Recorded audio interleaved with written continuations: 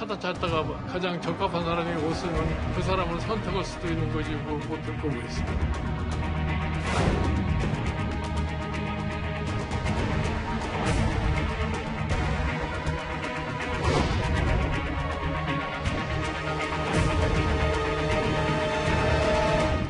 빨리 사라지는 게 상책인데 유령처럼 옆에 딱 달라붙어 있으니 성가셔 짜증이 날만 합니다.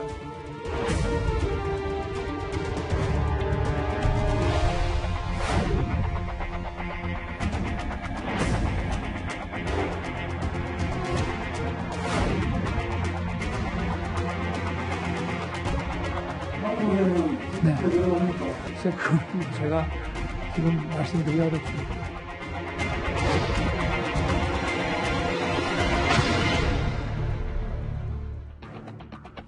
예, 오늘 뉴스탑10 바로 여기부터입니다. 이 국민의힘 김종인 비대위원장이 윤석열 총장에게 인생에 한 번뿐인 별의 순간이 왔다는 취지의 발언을 해서 정치권에서 다양한 해석들이 나오고 있죠.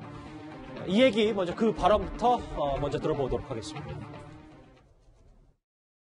인간이 살아가는 과정에 별의 순간은 한 번밖에 안 와요. 그 별의 순간을 제대로 포착하느냐에 따라서 자기가 인생의 국가를 위해서 크게 기여할 수도 있고 못할 수도 있고 그래요. 찾다가 가장 적합한 사람이 없으면 그 사람을 선택할 수도 있는 거지 못할 거고 있어요.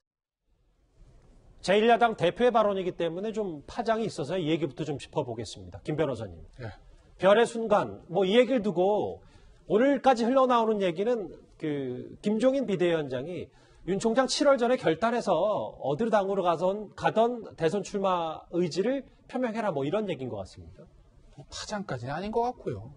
전 그냥 큰 파장 아닌 것 같고. 아니 야당 대표 입장에서 저렇게 얘기하지 그러면은 윤석열 총장님 제발 저희 당으로 와주시면 대단히 감사드립니다. 그렇게 하겠습니까? 그건 할 수 있는 건 아니고. 왜냐면은 지금 보시면 어제 이제 안철수 국민의당 대표의 서울시장 선거와서도 마찬가지인데 지금 국민의 입장에서 보면 대선은 윤석열 총장, 서울시장은 안철수 대표가 어쨌든 여론조사 잘 나오고 있습니다. 예. 그럼 국민의힘 후보들보다 병색의 제1야가 잘 나와요. 그러면 나중에 어떤 형태로 정계 개편이 되든 야권 연대가 되든 야권 단일화가 되든 간에 국민의힘 내에서는 어떤 강한 후보들, 좀 자강론인 거죠. 그걸 키운 다음에 나중에 안철수 대표와 서울시장 연대도 있는 거고, 그 다음에 윤석열 총장하고 나중에 입당을 시키든 대선에서 연대를 그게 있는 것이거든요.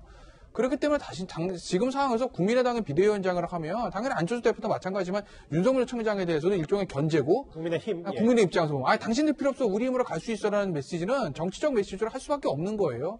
그리고 7월 임기를 다 마치면 촉박하니까 빨리 결정하라는 그런 어떤 해석도 있던데, 전 그거 결코 아니라고 봅니다. 물론 7월 임기 마치고 나오면 야권의 후보가 11월까지 선출해야 되겠다. 시간이 좀 촉박한 건 맞죠. 하지만 지금 윤석열 총장이 만약에 근데 내가 총장 임기 7개월 남게 남았는데 나 시간이 급하니까 나 지금 그만두고 대선 나갈 거니까 정치하겠습니다라고 당장 내일 선언해 보세요.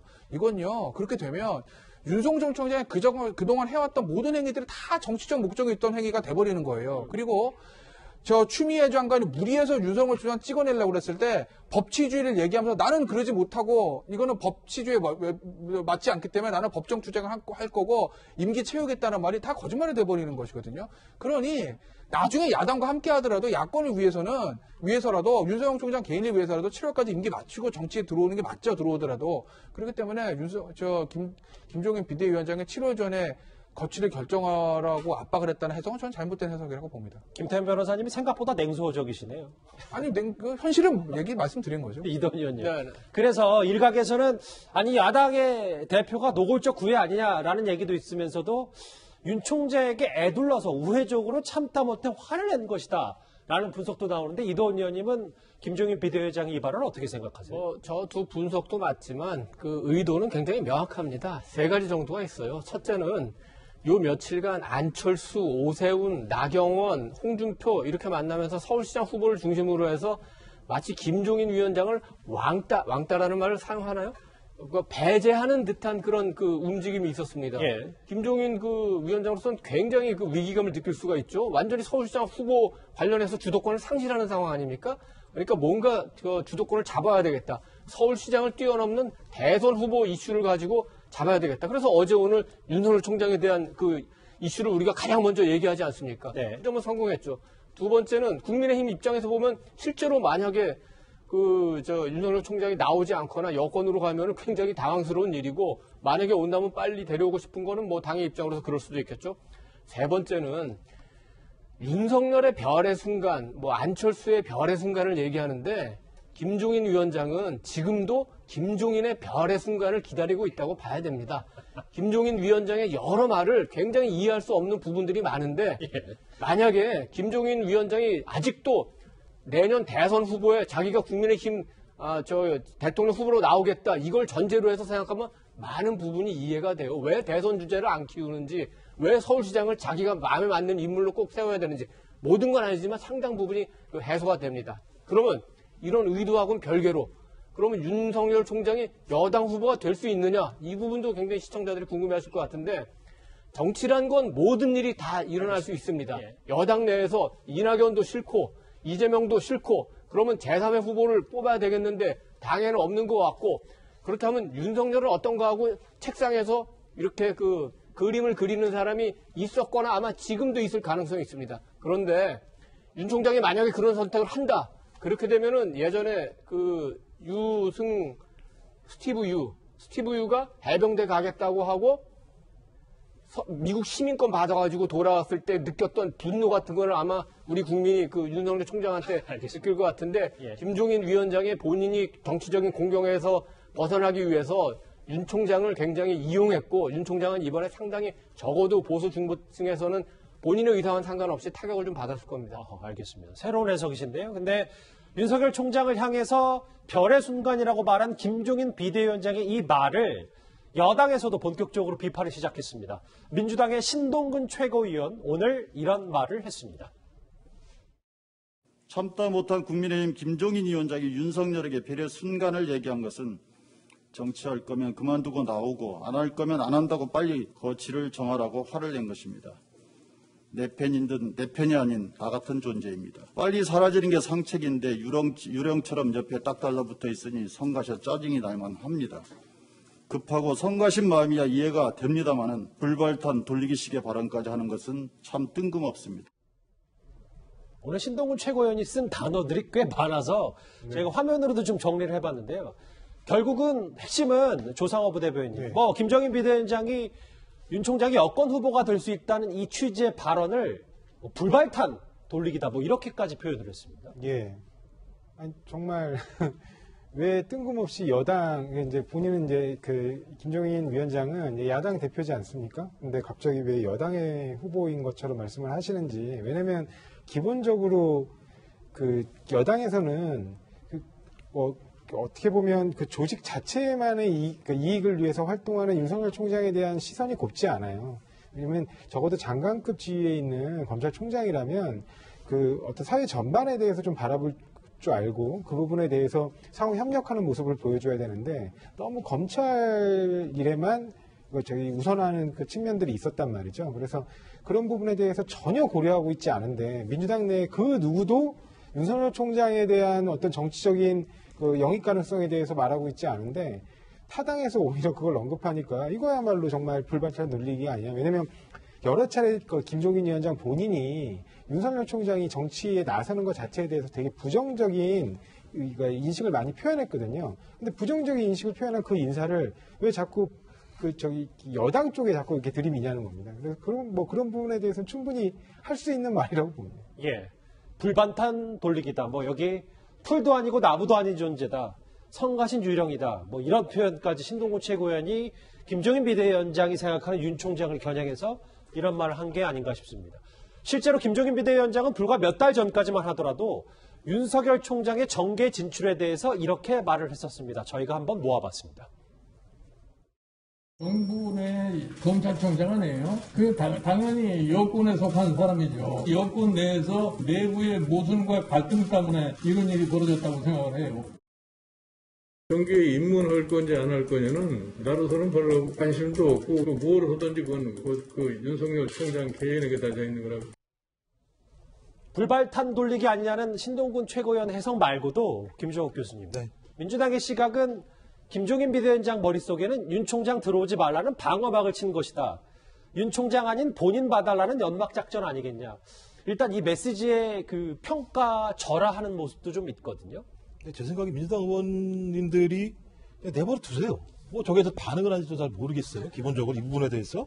저는 오히려 내버려 두면 자중질환이 일어날 거라고 생각이 들어요. 아, 국민의힘에서. 왜냐하면 좋은 질문을 하셨어요. 김종인 비대위원장이 윤석열 검찰총장에게 별의 순간을 말씀하시면서 7월 임기 마치고 정치에 뛰어들면 너무 늦다. 그럼 대답을 해야 될 거 아니에요. 총장이 어떻게 할 건지. 7월 이후 늦은 거니까 7월 나오려면 7월 이전에 얘기를 해야 되잖아요. 그럼 제가 볼 때는 적어도 3월 전에는 얘기해야 되지 않겠습니까? 좋은 질문을 던지가 생각이 드는 거고 제가 볼 때 저 질문은 어떤 거냐면 제가 볼 때 협박인지 구현인지 잘 모르겠어요. 제가 볼 때 협박이라는 생각이 많이 들어요. 저도 당신이 그 부분에 대해서 결정하지 않게 된다면 상당히 문제가 많을 거다. 왜냐하면 기본적으로 7월까지 임기를 안 마치고 만약에 검찰총장을 그만두게 되면 제가 볼 땐 지가 지지했던 부분들 다 이탈할 거예요. 왜냐하면 본인이 그렇게 지지율이 올라갔던 이유 중에 하나가 뭐냐면 검찰의 정치적 중립을 지켰다. 살아있는 권력을 엄정하게 수사했다. 이런 부분인데 아까 말씀하신 것처럼 그런 모든 내용들 자체가 본인이 대선에 뛰어들기 위한 하나의 지렛대로 활용했다라는 얘기밖에 안 되기 때문에 본인이 나올 수 없는 상황이에요. 근데 그 전에 나오라고 얘기한 거 아니겠습니까? 좀 그렇다면 이거 협박인 거죠. 협박인 거죠. 더 중요한 문제는 뭐냐면 또 하나가 본인 윤석열 검찰총장이 나오고 싶다고 하더라도 못 나오는 상황인 거고 임기를 마치고 나오더라도 제가 볼 때 대선판에서 의미 있는 역할을 할 수가 없어요. 7월에 그만둔 8월의 시작인데 그럼 뭐 국민의힘이 계속 대선 후보를 뒤로 미룹니까? 3월달 선거인데 무슨 1월, 2월까지 미룰 수가 없잖아요. 그럼 판 다 만들어주고 돌아오라고 얘기하게 되면 국민의힘에서 지금까지 정치한 사람들 뭐하러 정치했습니까? 말이 안 되는 얘기고요. 또 하나는 하나의 국민의힘 득대가 잘 안 되게 되면 윤석열 검찰총장이 왜 국민의힘으로 들어가겠습니까? 제3 중도 후보가 될 수 있지 않겠습니까? 제가 볼 때 이런 불확실성을 줄이기 위해서 자강론이라고 하는 협박성 발언을 했다고 생각이 들어요. 윤석열 총장에게. 다소는 온도차가 있는 해석들을 조금씩 네 분이 공통적으로 해주셨는데 그래서 어쩌면 김종인 비대위원장의 발언도 그렇고 윤 총장의 임기가 지속이 되는 7월 전후를 정치권에서는 좀 유심히 지켜보고 있는 것 같습니다. 네, 이렇게 업무에 빨리 복귀할 수 있도록 신속한 결정을 내려주신 사법부에 감사드립니다. 직무 복귀했을 때 윤 총장 목소리 듣고 왔고요. 그래서 지금까지 가장 대선 주자 지지율에 높이 올라 있는 3명을 봤을 때 최고 변수는 당연히 윤 총장일 수밖에 없다. 본인이 출마 뜻을 밝혔든 안 들었든 정계에 발을 담그겠다 안 담그겠다 얘기를 하지 않았든 뭐 이런 걸 것 같습니다. 그럼 7월 전후로 해서.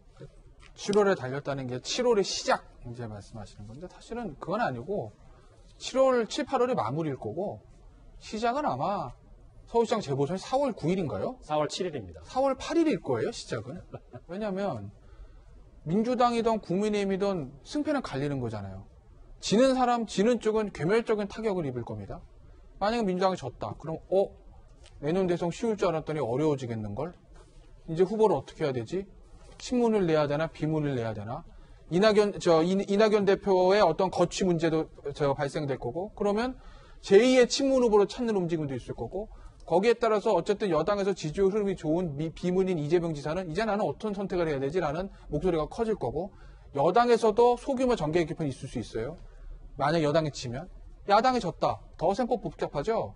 야당이 지는 경우에도 국민의힘 후보가 나가느냐 안철수 대표가 나가느냐 안철수 대표가 2번 달고 나가느냐 4번 달고 나가느냐 어떤 형태로 이기든 지든 간에 여러 가지 경우의 수가 생깁니다. 그러니 내년 4월 7일에 5일 4월 7일에 서울시장 재보선거 있고 나면 어떻게 되든 간에 4월 8일부터 여야 다 소규모 정계 개편의 어떤 회오리 속에 있을 수밖에 없는 건 아니겠습니까? 경우에서는 여러 가지지만. 그런데 그때부터 여의도는 복잡해지는 거고 7월 달에 윤석열 총장 퇴임하고 난 정치를 할 건지 안 할 건지 한다면 야당으로 갈 건지 제3지도에 머무를지 그 선택에 따라서 그 소규모와 중규모 정계 개편이 아마 7, 8월에 완성이 될 거다. 예. 그러니 여의도의 시간은 올 4월 7일부터 시작해서 4월 8일인가요? 예. 4월 8일부터 시작해서 아마 8월 말쯤에는까지는 엄청난 변화들이 있을 거다라고 다들 예상을 하는 거죠. 4월 보궐선거가 끝난 직후부터 본격적으로 시동이 좀 걸릴 것이다.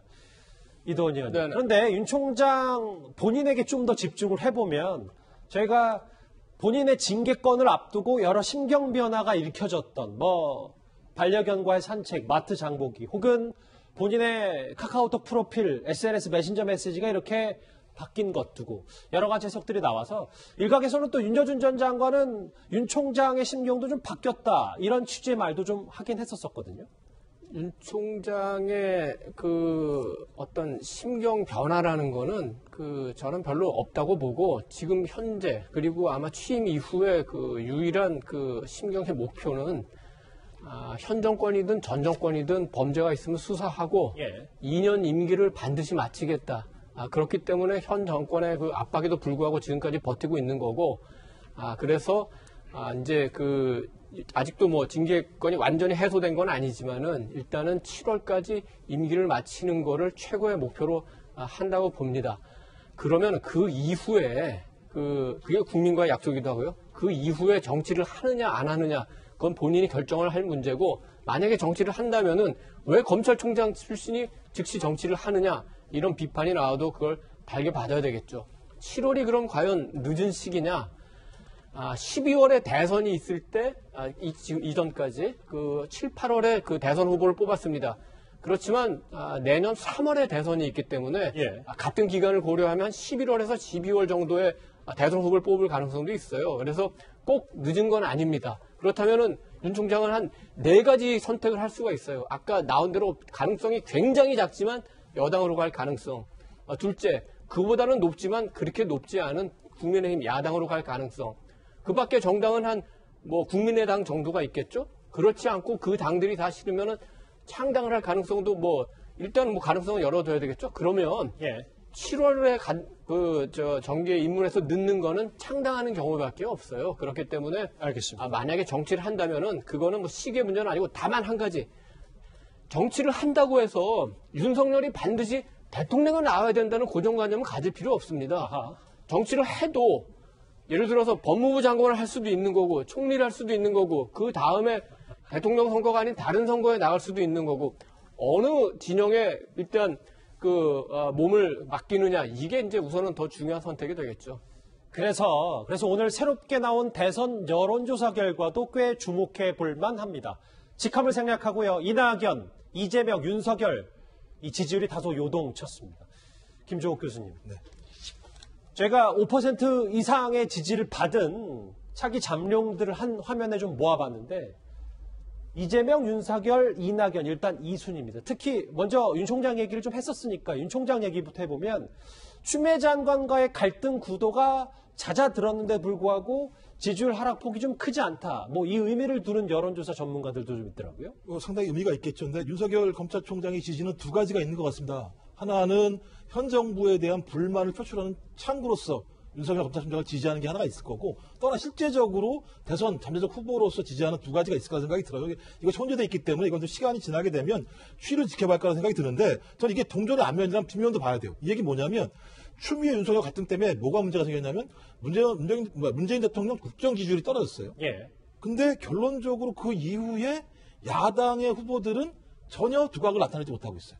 그렇다면 야권을 비롯한 국민의힘을 비롯한 야권에 있는 대권 후보 지지자들이 국민의 눈에 띄지 않는다라고 하는 부분들을 저걸로서 확인할 수 있는 측면이 분명히 있는 거죠. 그러니까 야당에서 반사이익이 없었다. 상당한 위기를 느낄 수밖에 없는 상황이다라는 생각이 드는 거고요. 전 그런 측면에서 가장 중요하게는 이 탄탄함이라고 하는 건 아까 김 변호사님 말씀하신 것처럼 4월달 상황을 봐야 될 것 같습니다. 2, 3월달 백신 접종이 시작되게 되고 4월달 보궐선거가 진행이 되게 되면 그 결과에 따라서 문 정부에 대한 지지자들 같은 경우가 어떻게 반응할 것인가라고 하는 측면들. 그래서 현 정부의 비판적인 지지층들 같은 경우가 상황이 바뀌어서 보궐선거에서 만약에 여당이 승리했을 때 아마 윤석열 검찰총장에 대한 지지 같은 경우는 하락할 가능성이 되게 높아지는 상황입니다. 좀 그런 상황이라고 얘기했을 때 지금의 윤석열 검찰총장의 지지라고 하는 건 유동성일 수밖에 없다라고 하는 판단할 수밖에 없는 거고요. 그렇다면 이 상황에서 중요한 문제는 뭐냐면 야당이 이 부분과 관련해서 어떻게 하면 대립각을 세워서 자기 힘을 보여줄 것인가가 더 중요하다. 그 힘이 있었을 때 윤석열 검찰총장이 결합되는 거지. 윤석열 검찰총장 개인의 지지, 그다음에 국민의힘의 지지가 별도로 놓았을 때는 저는 시너지가 안 나기 때문에 저는 그 부분 같은 경우는 상당히 야당이 위기를 느껴야 된다는 생각이 드는 거고요. 그다음에 또 하나는 윤석열 검찰총장이 나오겠다는 얘기도 하지 않은 상황인데 계속 저 부분이 대표가 됐을 때 소위 국민이 봤을 때 야당은 뭐 하는 거지라고 하는 근본적인 질문을 할 수밖에 없다는 생각이 들어요. 시간이 지나면 지날수록. 이재명 25, 윤석열 23, 이낙연 14.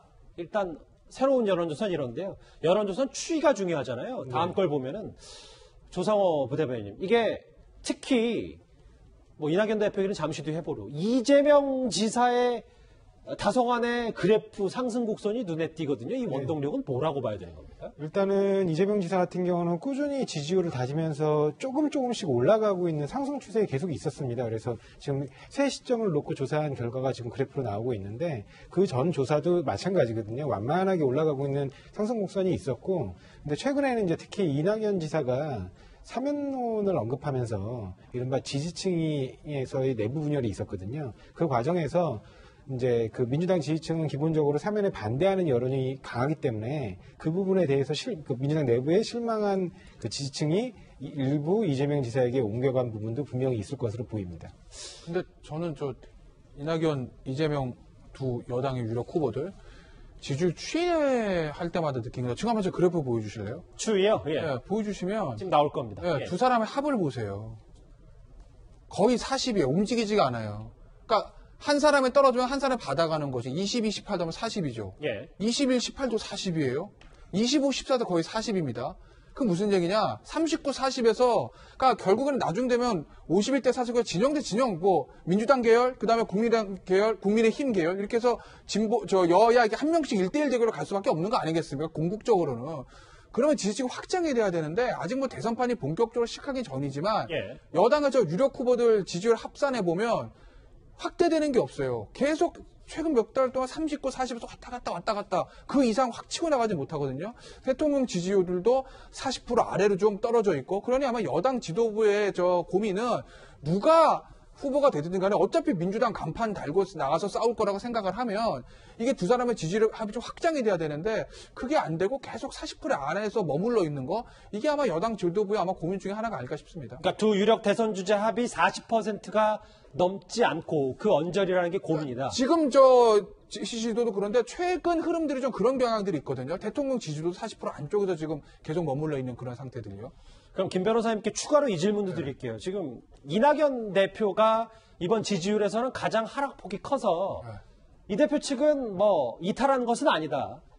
정책적 노력 등을 통해 수도권 등에서 선전한다면 호남 민심도 따라할 것이다. 이 반등에는 이 대표 측의 주장에는 동의를 하십니까? 아니, 호남 민심도 따라올 것이라는 게 지금 보면 호남 민심이 지금 좀 그렇게 이낙연 대표에게 완벽하게 쏠리는 건 아니다라는 게 깔려 있는 거잖아요. 예. 그러니까 호남 민심도 따라온다고 하지.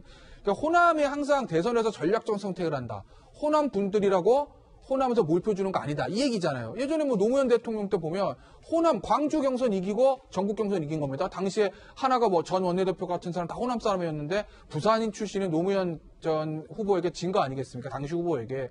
그렇다고 보면 호남이 될 사람을 밀어준다는 이런 측면에서 봤을 때 방금 전에 화면 보신 것처럼 이낙연 대표하고 대구 TK 출신인 경기도지사인 이재명 지사하고 호남에서의 지도 차이가 별로 나지 않는다라는 건 호남 분들 입장에서 봤을 때 이낙연 대표로 이거 정권 재창출 되겠어?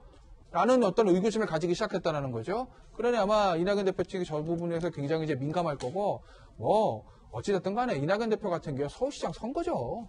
서울시장 선거에서 지면 이낙연 대표, 혹은 뭐 거의 뭐 대선 좀 쉽지 않다고 보는 거고, 알겠습니다. 서울시장 선거 이기면 그 탄력으로 좀 지지율 반등은 당연히 있을 거고요. 오늘 새롭게 나온 대선 여론조사 결과와 그리고 윤 총장을 향한 별의 순간 여러 가지 뒷얘기들 저희가 뉴스탑10 첫 번째 이슈로 짚어봤습니다. 다음 주제 좀 더 속도를 내볼까요?